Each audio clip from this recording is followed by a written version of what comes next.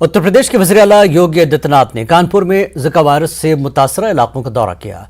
योगी आदित्यनाथ ने मीडिया से खिताब करते हुए हालात काबू में हैं, वायरस से मुतासरा अफराद को आइसोलेशन में रखने और एहतियात बरतने की हिदायत दी गई। वायरस के फैलाव को रोकने के लिए मुतल्लिका महकमों को मुतहर्रिक कर दिया गया है और उन्होंने बताया कि मजमूई तौर पर हालात काबू में है।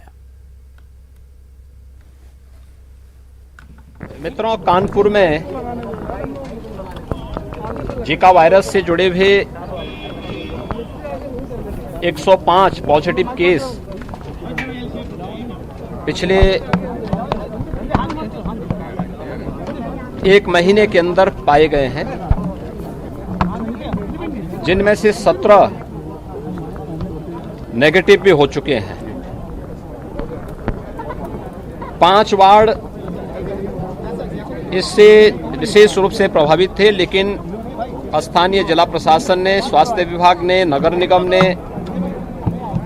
सामूहिक रूप से एक अभियान चला करके सर्विलांस को तेज करते हुए